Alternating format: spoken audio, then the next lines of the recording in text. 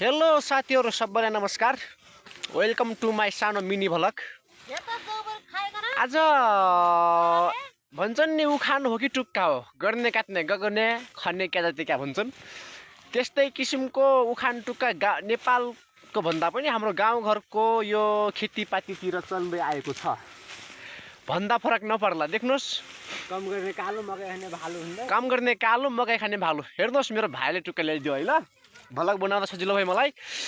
देख्नुहोस्, यो चराले यस्तो किसिमको खेल खेलिरहेछ गाउँघरतिर। यो हामीले यसरी मलजल गरेर गोडमेल गरेर यसरी चाहिने गोरुहरूको मानिसहरूको दुःख गरेर यसरी खेतीपाती गर्दै गर्दा यहाँनिर चराले एकदमै सखा पारेर एउटा गेरो पनि नराखेर यसरी खान्छ चराले।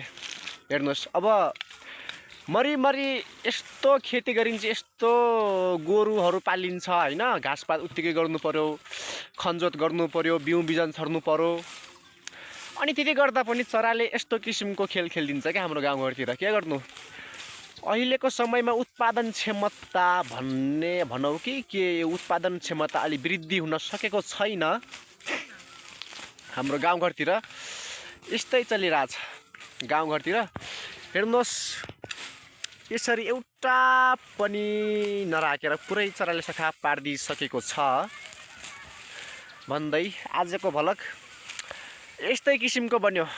एकदमै अर्ग्यानिक गाउँघरको कामकाज यस्तै चलिरहेछ आजकलको समयमा। कस्तो लाग्छ सल्लाह सुझाव प्रतिक्रिया दिनुहोला। आजभोलिको समयमा मलाई अलि रुगाले च्यापेको छ। आवाज कस्तो आइरहेको छ तपाईँहरू कमेन्ट गर्न सक्नुहुन्छ। यस्तै चलिरहेछ। तपाईँको सल्लाह सुझाव प्रतिक्रियाले म अगाडि बढ्नेछु। कस्ता भिडियोहरू बनाउँदा तपाईँ ठिक मान्नुहुन्छ कमेन्ट बक्समा कमेन्ट गरिदिनु होला।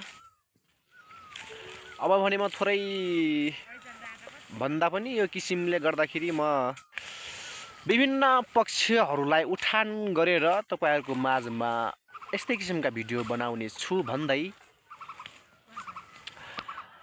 मेरा यी शब्दलाई बिट मार्ने भनौँ कि के भनौँ, जौभरि खाइदिइसक्यो चराले। अब के गर्ने, यस्तै चलिरहेछ भन्दै गर्दाखेरि अब जौँ पनि काट्नु पर्यो साथीहरू। भिडियो मात्रै बनाएर कति बस्ने होइन र।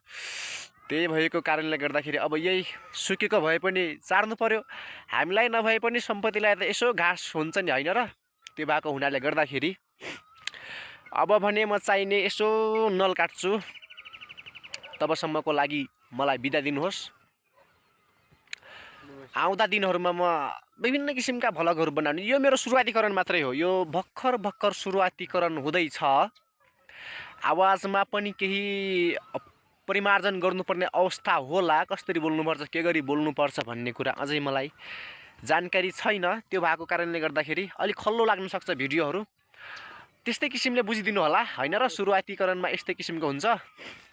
माया गर्दै जानु होला, साथ सपोर्ट दिँदै जानु होला। म यस्तै किसिमले अगाडि बढ्दैछु तपाईँहरूको साथ सपोर्ट प्रतिक्रियाले गर्दा। लौ त, अलि भिडियो लामो हुनसक्छ। त्यो भएको कारणले गर्दाखेरि भिडियोलाई यही बिट मार्दै बिदा हुन चाहन्छु। नमस्कार।